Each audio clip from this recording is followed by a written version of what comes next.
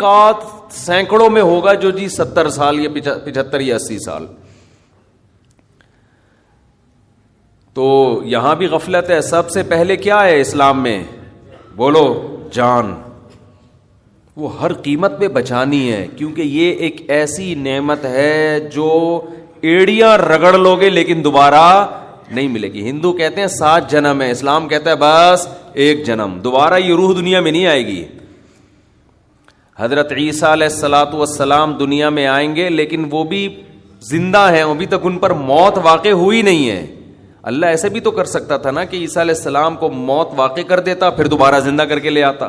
اللہ نے کہا نہیں, میرا قاعدہ ہی نہیں ہے, گیا دنیا سے تو گیا بس.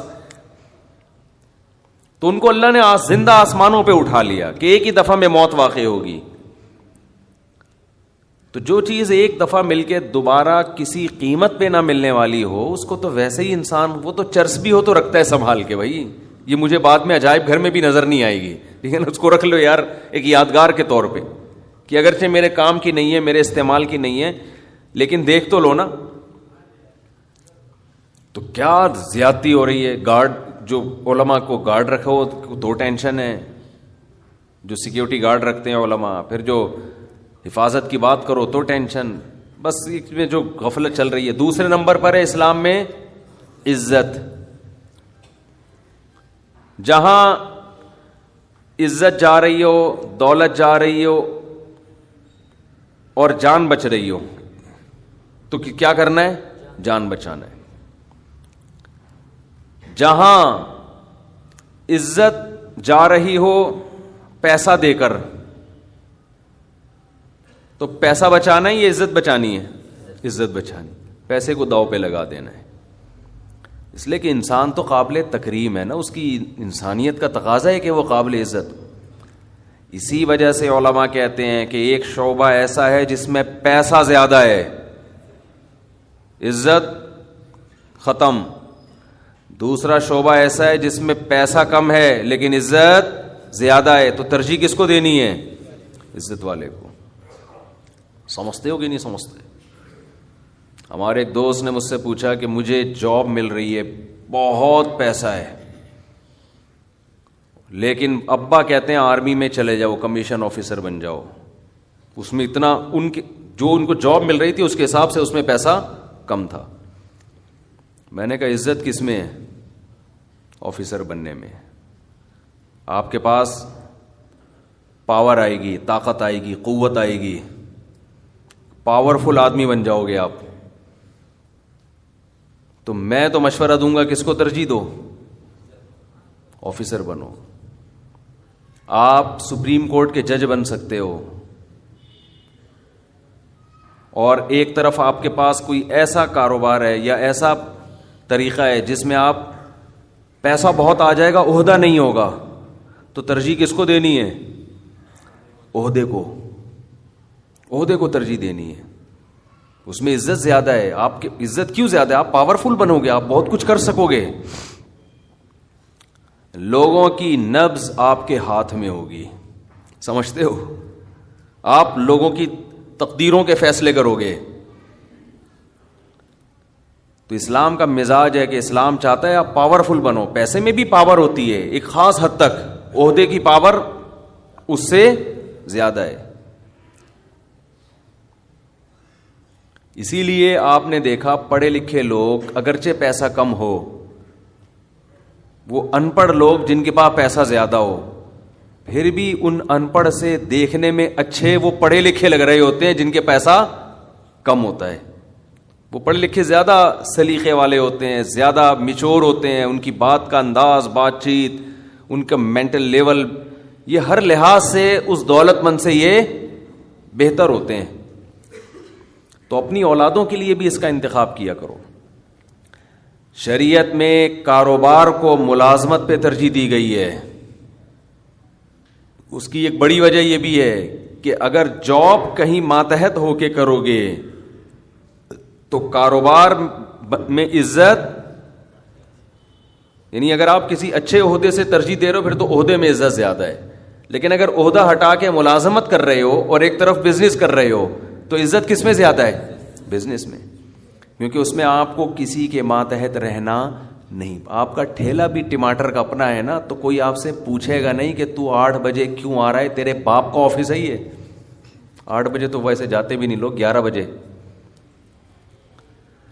اتنے اچھے ہونا شروع ہو جائیں کہ 8 بجے پہنچ جائیں, پھر تو کیا ہی بات ہے نا. تو اسلام کس کو ترجیح دیتا ہے؟ تجارت کو. آپ کے کوئی پوچھنے والا نہیں ہے. اللہ چاہتے ہیں کہ غلام بنو صرف اللہ کے. باس کی چمچا گیری, ہر وقت مکھن سامنے بیٹھ کے, مکھن جیسے ہی اٹھ کے جائے گا غیبتیں اسٹارٹ. تو اسلام کا یہ مزاج نہیں. اپنا کاروبار دیکھو, یہ جو ٹھیلے لگاتے ہیں, ٹماٹر بیچتے ہیں, ان میں بھی ایک خودداری پیدا ہو جاتی ہے. خودداری ان میں اکثر آپ کو غیبتوں والے نہیں ملیں گے. کام کیا, کاروبار کیا, شام کو رومال گلے کندھے پہ ڈالا, جا کے آرام سے سو گئے. دفتروں میں کیا ہو رہا ہے؟ چاپلوسی. تو ملازم جو ہے نا, ملازم وہ تو بیچارہ ہر وقت چاپلوسی میں لگا رہتا ہے. عزت اور دولت میں جب تعارض ہوگا, اچھا اس میں بھی یہی بات ہے کہ چونکہ عزت اور پیسے میں جب ٹکراؤ ہوگا تو شریعت کہتی ہے عزت پہ کمپرومائز نہ کرو. ایسا پیشہ فقہا نے لکھا ہے. بہشتی زیور ایک کتاب ہے فقہ کی. فقہ کا مطلب کیا ہوتا ہے؟ قرآن و حدیث سے مسائل جو استنباط کیے ہیں فقہاء کرام نے. عام آدمی جب استنباط کرتا ہے تو اس کو ریسرچ سینٹر کہا جاتا ہے, ٹھیک ہے نا آج کل کی زبان. جو فقیہ نہیں ہوتا اور جو بڑے بڑے علامے ماضی میں گزرے ہیں جن پر پوری امت نے اعتماد کیا, وہ جب کوئی کتاب لکھتے ہیں تحقیق کی تو اس کو کیا کہا جاتا ہے؟ فقہ کی کتاب. قرآن اور حدیث سے اسلامی قانون کو انہوں نے اخذ کیا ہے. تو اصل ہماری فقہ کی کتابیں عربی میں ہیں, اردو فارسی انگریزی میں نہیں ہیں. تو انہی عربی کتابوں سے پھر مختلف زبانوں میں ترجمے بھی ہوئے ہوئے. تو حضرت مولانا اشرف علی تھانوی رحمہ اللہ تعالیٰ کی ایک کتاب ہے بہشتی زیور, جس کو جامعۃ الرشید نے آسان کر کے چھاپا ہے, کیونکہ پرانی اردو میں ہے. اس میں بہت سی ایسی چیزیں بھی ہیں جو اس زمانے کے حساب سے تھیں, آج اس کی ضرورت نہیں ہے. تو آج کے حساب سے اس کو آسان کر کے چھاپا ہے, تو اس کا نام بن گیا تسہیل بہشتی زیور, یعنی تسہیل کا معنی آسان کر دیا. وہ کتاب ہر گھر کی ضرورت ہے, اس کو لازمی رکھیں گھروں میں, پڑھا کریں اس کو. خاص طور پہ خواتین جو حیض و نفاس کے مسائل آج کل نہیں جانتی ہیں, نماز کے مسائل ہیں اس میں, کب مینسز شروع ہوتے ہیں, کب بند ہوتے ہیں, نفاس کے مسائل کیا ہیں, کب غسل فرض ہوتا ہے, یہ احکام بہت ڈیٹیل میں اس میں, وہ ہر گھر کی ضرورت ہے. تو حضرت حکیم الامہ مولانا اشرف علی تھانوی رحمہ اللہ تعالی نے بہشتی زیور میں لکھا ہے کہ مسلمان کو چاہیے کہ وہ بھنگی کا پیشہ اختیار بولو نہ کرے, مل بھی رہا ہو تو نہیں, کیونکہ اس میں مسلمان کی بے عزتی اور پھر اسلام کی بے عزتی ہے. ایسا پیشہ اختیار نہ کیے. یہی وجہ ہے کہ آپ کو پتہ ہے بر صغیر میں آپ کو بھنگیوں کے شعبوں میں زیادہ 99.9% غیر مسلم ملیں گے, کیونکہ مسلمان یہ کام کرتے ہی نہیں تھے. کہتے ہم نہیں کریں گے, اگرچہ پیسہ مل رہا ہے, غربت سے مر جاتے تھے, غریب ہوتے تھے, تھوڑے میں گزارا کر لیتے تھے, لیکن وہ یہ کام نہیں کرتے تھے. اور بہت سارے کام ہیں, میں اس لیے ان کو ہائی لائٹ نہیں کر رہا کہ بعض لوگوں نے مجبوری میں وہ کام کیے ہوئے, تو میں خام میں کسی کو کیوں بدنام کرنے کی کوشش کروں. لیکن اصولی بات یہ ہے کہ آپ جو پیشہ اختیار کرتے ہیں نا, اس کا آپ کی کھوپڑی پہ بہت گہرا اثر پڑتا ہے. آپ کی سوچ اسی حساب سے بن جاتی ہے, آپ کے جو مینٹل لیول ہے نا وہ اسی حساب سے ڈاؤن ہونا شروع ہو جاتا ہے جو پیشہ آپ اختیار کر رہے ہیں. آپ نے کاروبار بنا لیا, لوگوں کی بغلیں صاف کر رہے ہیں بیٹھ کے آپ صبح شام, بزنس تو یہ بھی ہو سکتا ہے.